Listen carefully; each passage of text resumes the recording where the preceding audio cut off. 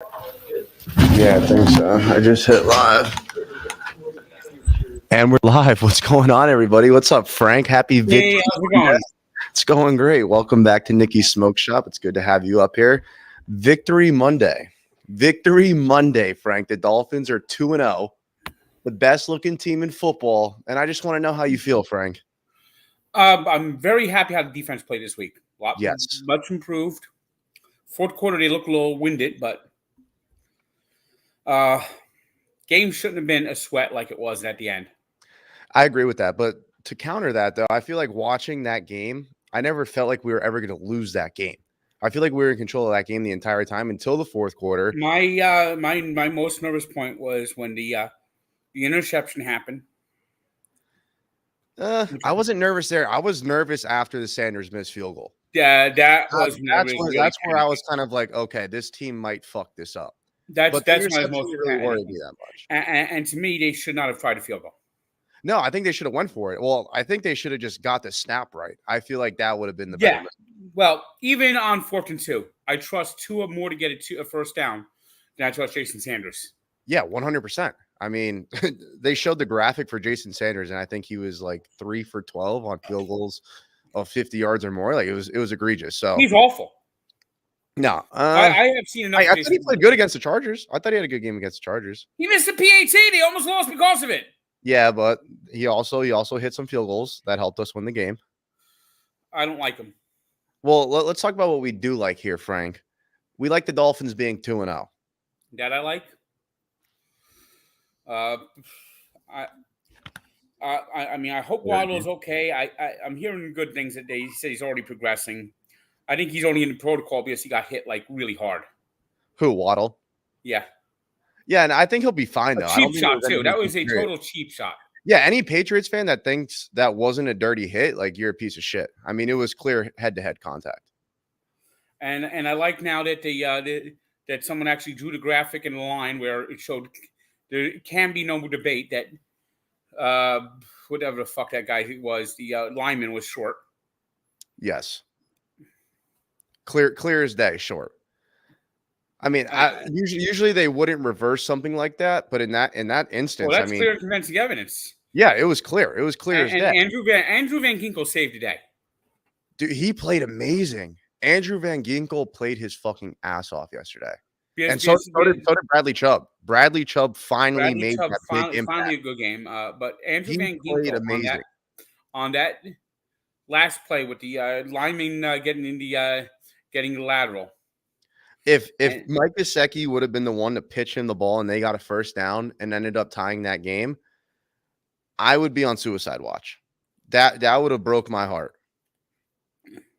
I mean, Mike Gesicki was very good for the Dolphins, but he just doesn't fit the system. No, I don't think any tight end fits the system. Well, he wants the Dolphins. There was a time when people thought the tight end was going to be out of football. Yeah, at least for the Dolphins. Well, no, legitimately, there were teams that did not have a tight end. When was that? Early 90s. It was called the run and shoot offense. And a lot of the NFL teams kind of run the run and shoot, but the tight end has now been modified to be more of a pass catcher out of it. Right. The Dolphins are the closest thing I've ever seen to a run and shoot in 30 years. Yeah, I mean, Durham Smythe, I mean, he doesn't really do much. He'll catch a pass or two a game, but we don't really use a tight end. We kind of go like 3-4 wide and just let it rip. That's what the run and shoot was. And it was developed by Jack Pardee as an offensive coordinator. He had it Jerry Glanville, when he was the coach of the Oilers, had it with Warren Moon. Right. And then he took it to Atlanta when he coached the Falcons. June Jones continued it. June Jones actually took it into college football for a few years, had some really good years. Remember when Hawaii had that explosive offense? Yep. That was the run and shoot.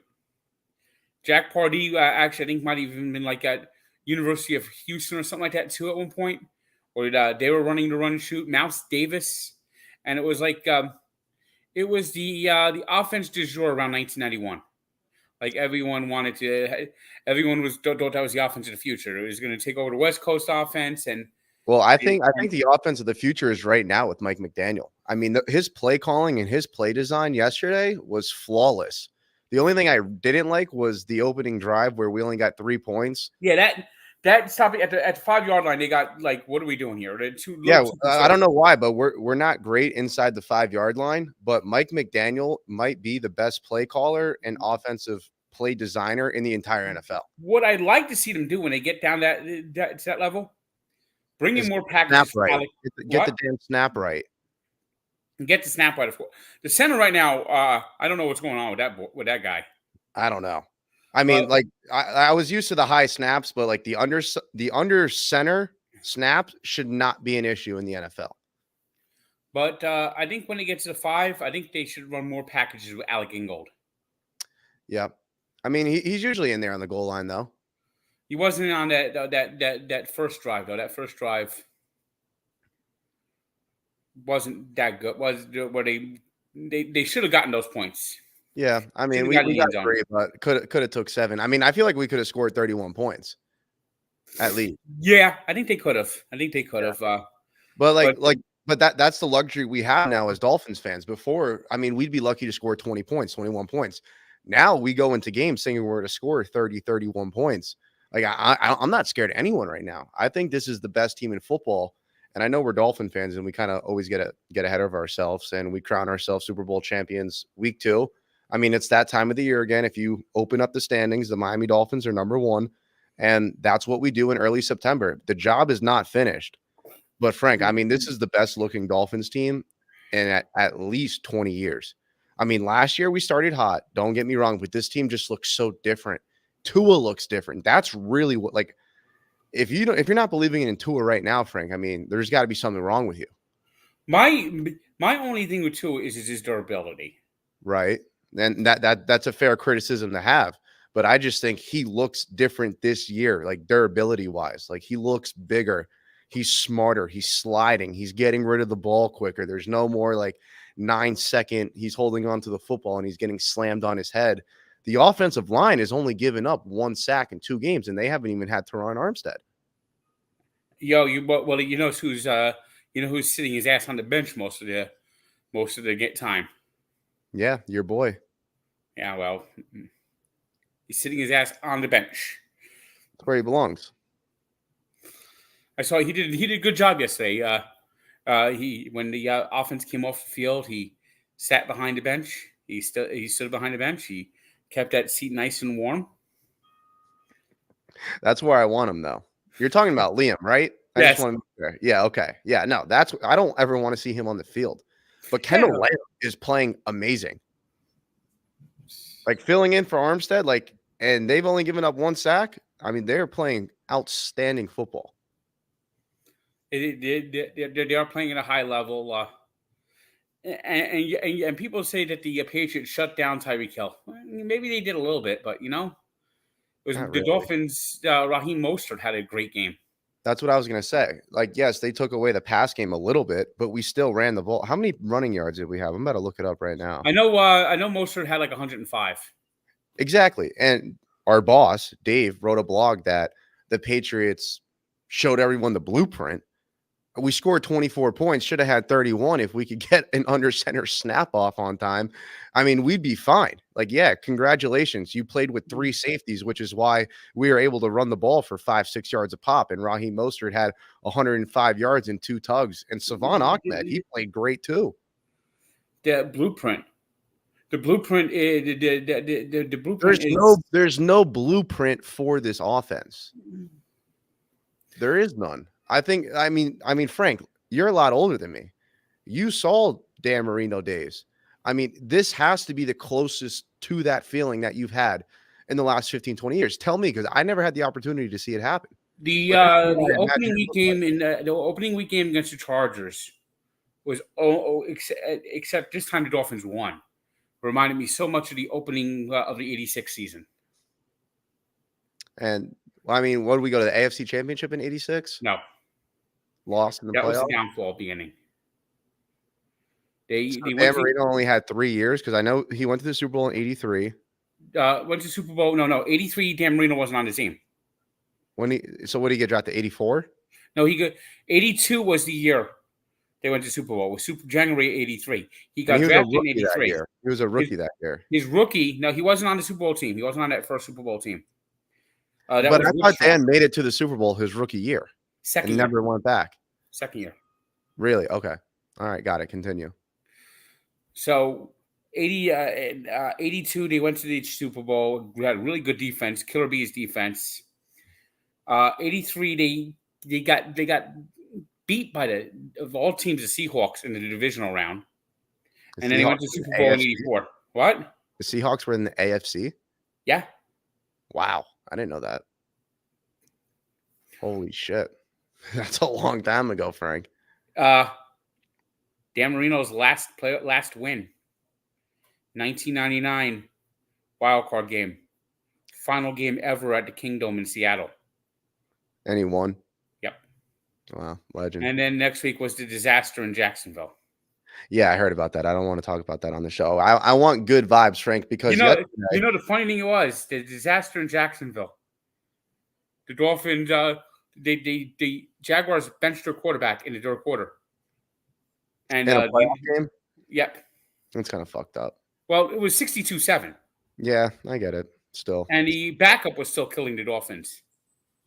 Here's a trivia question for you. Who was the backup that took over that played Jay the second Fiedler. half? Jay Fiedler. You like that? See, I know my early Dolphins history. So Jay Fiedler wasn't that bad. No, he wasn't. He just came in for Dan Marino. So, like, those shoes are just a little too big to fill. The shoes are too big, but he wasn't awful. No. Cleo Lemon was awful. AJ Feely was awful. All right, but see, Frank, this is what you're doing. You're getting negative on a Victory Monday, and I don't want to do that. And I got to ask you, because you came at me on Twitter yesterday, and you were going to blame me. Well, no, I'm not being that negative. I'm just saying Jay Fiedler was not a bad quarterback. No, I know. But did you really think that I was going to be the reason why the Dolphins would have lost had they lost? Yes. Why? Because you don't touch the money. That's you don't touch the money. You don't celebrate money victory until the game is over.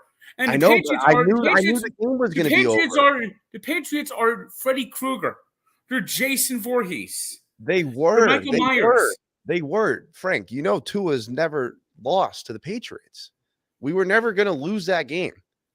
I like, even when we threw the interception, I didn't give a flying fuck. Now, my heart dropped to my asshole after the missed field goal. So yeah, well, I'll hold my tongue a little bit longer next time.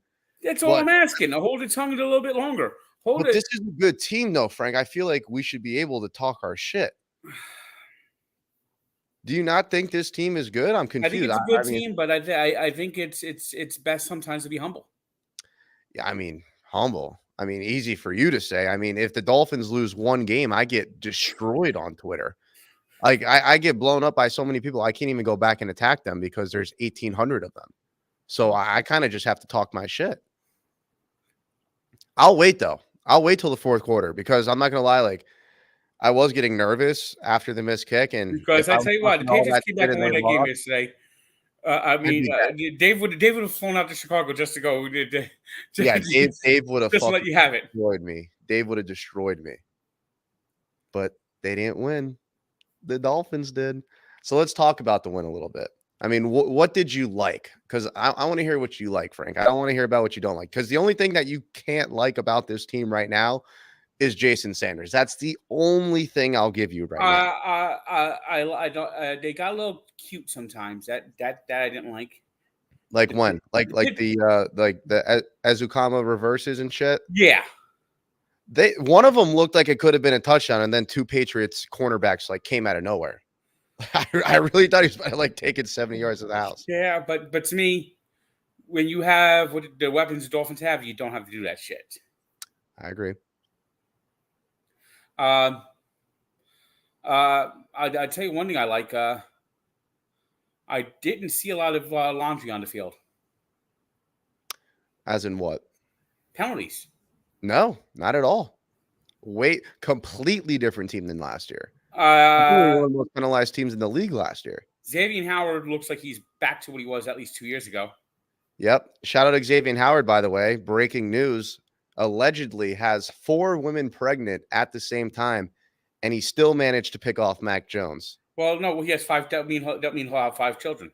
Exactly. He's got 5 kids now. Mac Jones and 4 baby mamas. I mean, that guy can't pull out of a damn driveway. I mean, you got to go out of your way. I mean, he's obviously a player.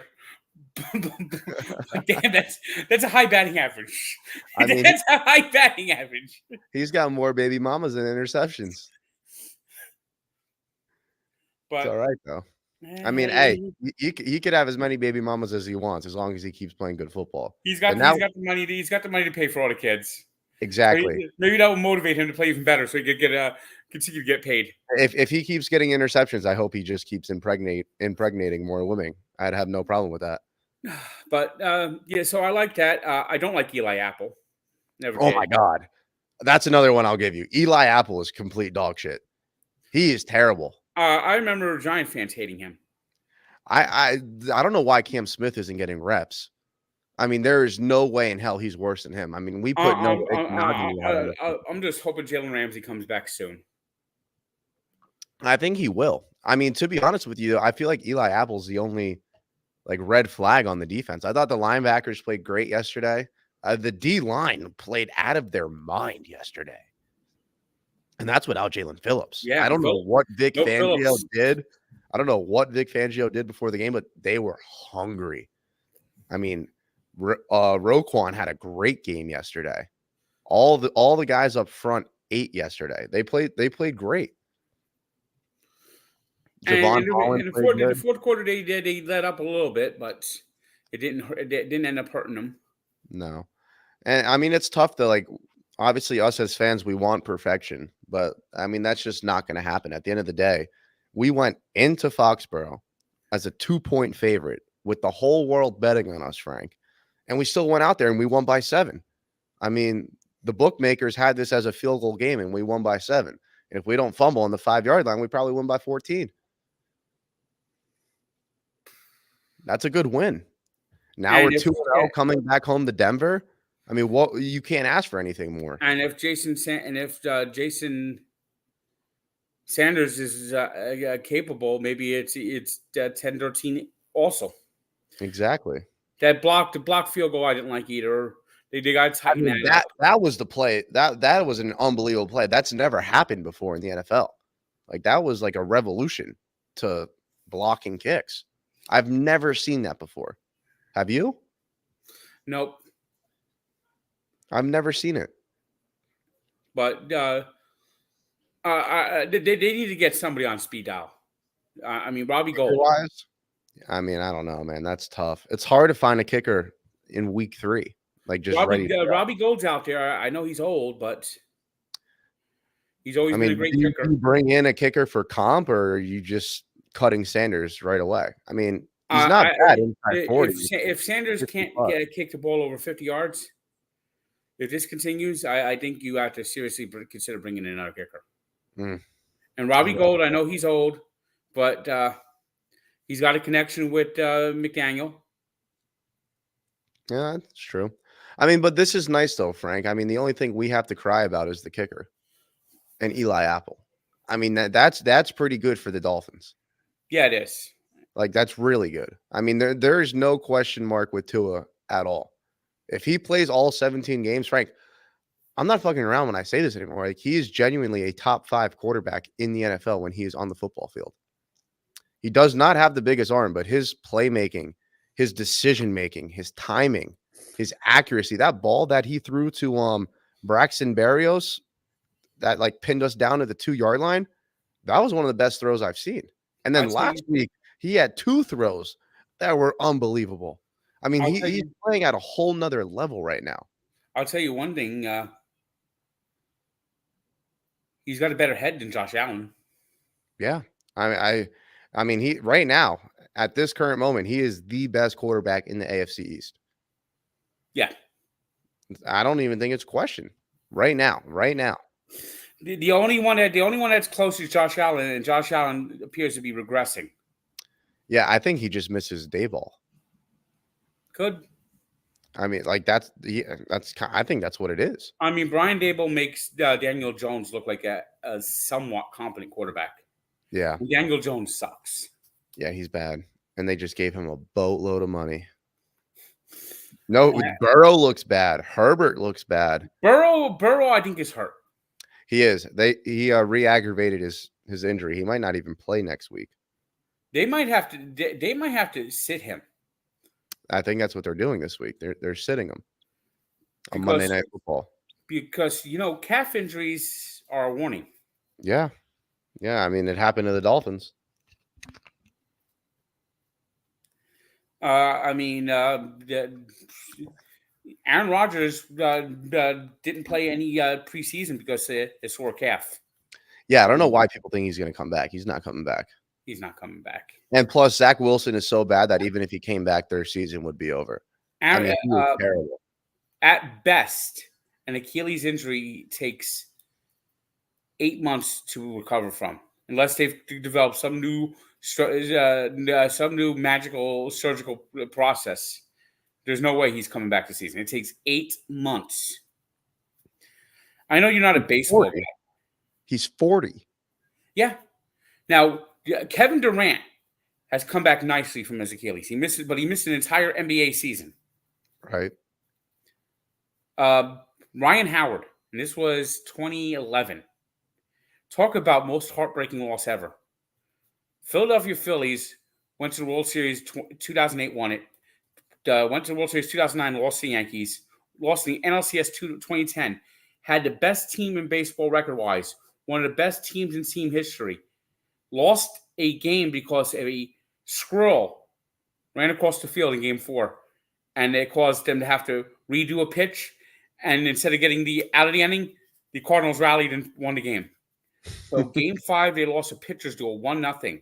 The last out was Ryan Howard, their best big slugger. Grounded the ball and never made it to first base. He went down. Ruptured Achilles. Was never the same player.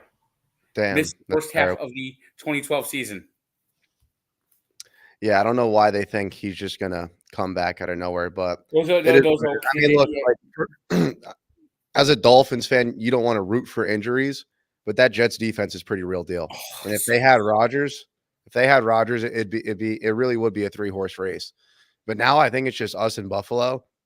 And I'm not trying to hang the banner in September again. I'm really not trying to do that. I'm not going to do that. But as of right now, we are the best team in the AFC East.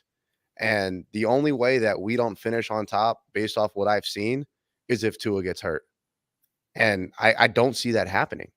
And it's crazy. But there's just something in my stomach that's telling me he is going to play all 17 games this year. I don't know what it is. I've never had the feeling before.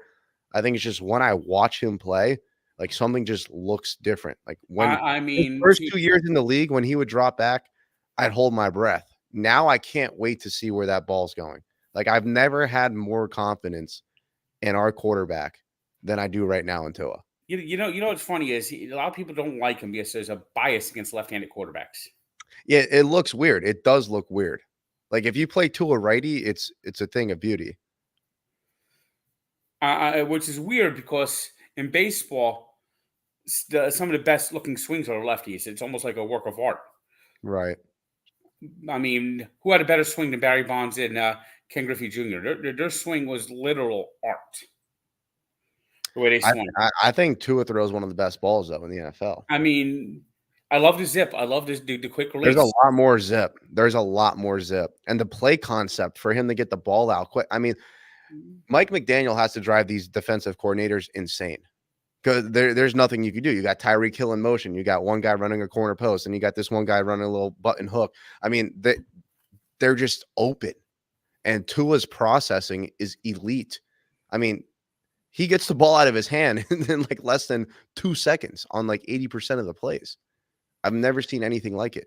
And the Dolphins played a very conservative game plan yesterday. They didn't want to make they know the Patriots. You know what the Patriots can do. They know the Patriots can take advantage of mistakes. They had a 17-3 lead at the half. They didn't take too many chances. The long pass down the field which one of those interceptions that happen, like, and you get given the ball to 15 on a long pass, those aren't the worst. No. But they played smart. And they got a smart game yesterday. And they got the win, which is all that matters. And now they're 2-0 coming back home to Denver. So I don't know if I'll have you on for Friday's show, but give me your score prediction for Friday. Well, I don't know how long I'll be there. Oh, yeah, you'll be in Chicago. I'll be in Chicago Thursday night. Okay. I'm All right, heading so we'll do something then. I'm heading to Notre Dame. Oh, yeah, that's right. Dude, that guy that invited you, he's like my favorite comedian right now. He is fucking hilarious. I love him. But yeah, so I'm going to go out there, watch Notre Dame, and hopefully the Irish get the upset. Yeah, if you go to that game and they lose, Frank, you might have to just stop going to games. You might be bad luck. The Dolphins were 2-1 in games I went to last. 2-2 in games I went to last year. Well, you can't really count the Bills because you left early. Well, that's because of blame your boy Fasuli for that one. I can't do that. Oh, no, it was they when I saw it, I was like, boy, this flight's awful tight. Yeah, nah, and it just happened to be like the longest game in NFL history. Yeah, longest non-overtime game in NFL history. All right, well, Frank, let me get your Denver Broncos Miami Dolphins prediction, and we'll go ahead and wrap this thing up. I'm leaning towards Dolphins 31, Broncos 17. I love that. I almost had the exact same number.